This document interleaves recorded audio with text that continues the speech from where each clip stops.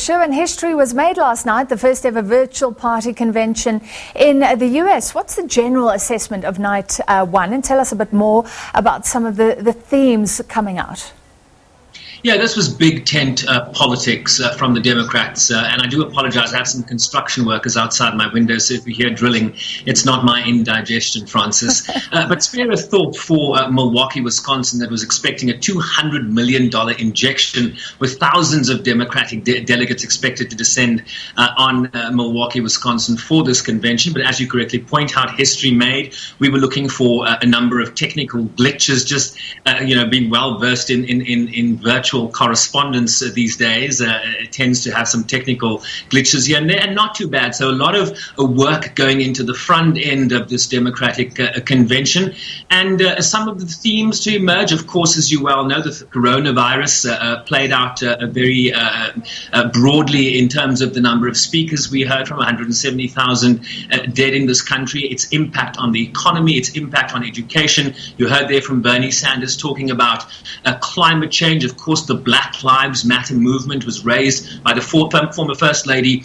Michelle Obama. But history was really made in the fact that the Democrats invited conservative Republicans who are not backing the incumbent in this election, essentially the head of their own party, throwing their weight rather behind Joe Biden. One such is the former governor of Ohio, John Kasich. He was also a Republican a candidate for president who ran against President Trump. Let's listen to what he had to say, Francis.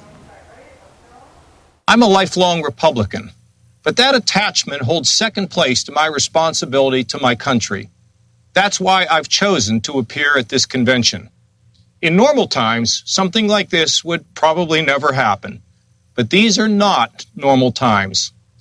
I'm proud of my Republican heritage. It's the party of Lincoln, who reflected its founding principles of unity and a higher purpose. But what I have witnessed these past 4 years belies those principles. Many of us have been deeply concerned about the current path we've been following for the past 4 years. It's a path that's led to division, dysfunction, irresponsibility, and growing vitriol between our citizens. Continuing to follow that path will have terrible consequences for America's soul, because we're being taken down the wrong road by a president who is pitted one against the other. He's unlike all of our best leaders before him, who worked to unite us, to bridge our differences, and lead us to a united America. Unprecedented, Francis, in so many ways, to see conservative Republicans turning out for Joe Biden. I will tell you that President Trump was quick to tweet his reaction to John Kasich. He said the former governor did a bad job for Ohio and ran for president and was easy to beat, and now went to the other side, desperate for relevance. All right, not an unexpected reaction. And talking about drilling, the former First Lady Michelle Obama, Sherwin, providing a very strong closing argument also against the president. What else did she say? Yeah, pretty scathing, really closing the door, if you will, on this president, if you were certainly a Democrat. She talked about her experience being so close to the center of power as Barack Obama's first lady, and she talked about how hard the job is, that it requires a clear-headed judgment, a mastery of complex and competing issues, a devotion to facts and history, a moral compass, and an ability to listen, and an abiding belief that each of the 330 million lives in this country has meaning and worth. She talked about, as I've said before, being president doesn't change who you are, it reveals who you are. A presidential election can also reveal who we are. And she really spurred people on. She actually reflected on how short Hillary Clinton came in 2016. She talked about those swing states and just how close it was that determined Donald Trump as the winner in terms of the Electoral College. She really took a dig at President Trump, talking about the fact that he lost the popular vote, something that he likes to dispute, by almost 3 million votes. She also touched on Black Lives Matter movement. She mentioned George Floyd and Breonna Taylor by name, and a never-ending list of innocent people of color that continue to be murdered in this country. And she said that stating the simple fact that Black Lives Matter is still met with derision from the highest office of the land. She talked a lot about empathy and the lack of empathy coming from this commander-in-chief and the White House. And so, to summarize what Michelle Obama tried to do in that speech was really to talk about the character of this president, the character of the nation. And of course, Joe Biden's mantra in this election campaign is really that he's fighting for the soul of the nation, and that really is what Michelle Obama tried to exemplify in her words last night. And already some reaction from President Trump, who will have his own convention starting next week. How's he responding? He spoke on the record a short time ago. He talked about what a divisive speech it was, that it should have been live. Michelle Obama recorded the speech, we understand, a number of weeks ago, that she shouldn't be getting the fawning reviews that she's getting. He tweeted earlier, Francis, and I think we might have that tweet.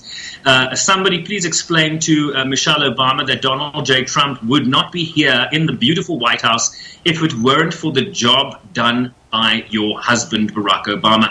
Biden was merely an afterthought, a good reason for that very late and unenthusiastic endorsement. My administration and I built the greatest economy in history of any country, turned it off, saved millions of lives, and now I'm building an even greater economy than it was before. So taking the former First Lady directly on, but I'm sure she's not deterred.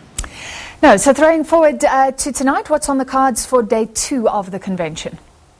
Day 2 of 4 days, of course, building to vice presidential presumptive nominee Kamala Harris's accepting of the nomination, which will formally happen on Wednesday night. Joe Biden, of course, the showstopper, which will be on Thursday night. But tonight we will be hearing from Alexandria Ocasio-Cortez, this progressive New York congresswoman who is running for her second term, has really made waves in the United States Congress, just at all of 30 years old, Francis. Senate Minority Leader Chuck Schumer is expected to speak. Former Secretary of State John Kerry, who took over from Hillary Clinton in that Obama administration. Former President Bill Clinton, who himself is very well versed in making an argument and closing well for at conventions. I remember very famously when Barack Obama was running for a re-election against Mitt Romney in 2012, and the sterling job Bill Clinton did at that in-person convention. But the showstopper tonight will not be the former president. It will be Dr. Jill Biden, the former second lady of the United States and the second wife of the presumptive nominee Joe Biden. And what she will be doing, Francis, is really to make a personal case for her husband. Of course, Joe Biden, you'll remember, lost his first wife and daughter in a car accident in 1972, met Dr. Jill Biden in 1975. They married in 1977. So she's been with him for 40 plus years and will really be able to give a personal perspective, because at the end of the day, this is not about Bill Clinton, it's not about Barack Obama or Michelle Obama. This is Joe Biden's election to win, and Jill Biden will be making the case on her husband tonight. And I think it's interesting and worthy when spouses make a great contribution.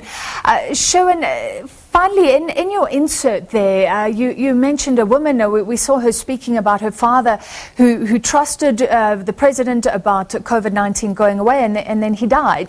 Do the Democrats believe that, there must be many supporters who are facing losses of loved ones, many Trump supporters? Could this really change hearts? Do they believe this could change the outcome of the election? It certainly resonated, and our sense is that it resonated not only with 170,000 families that have had to bury a loved one or a number of loved ones, but the extended families. And so this is a real problem for a president that has come out in his daily briefings to talk about what a great job they've done in terms of managing this crisis. But of course, the numbers at plus 5 million infections and rising, 170,000 dead and rising, it doesn't gel with the narrative that this White House is putting out. So a very powerful moment here from Kristen Urquiza, who lives in San Francisco in a democratic California, and her father living and supporting in a Republican state led by a Republican governor, and supported this president in 2016. She says Donald Trump may not have caused the coronavirus, but his dishonesty and irresponsible actions made it worse. One of the last things my father said to me was that he felt betrayed by the likes of Donald Trump. And this is something that I think will resonate with a lot of those 170,000 families, and by extension, a fair number of Americans, given just the numbers we're speaking about, Francis. All right, thank you for that update. As always, Sherwin Bryce-Pease live for us from the United States.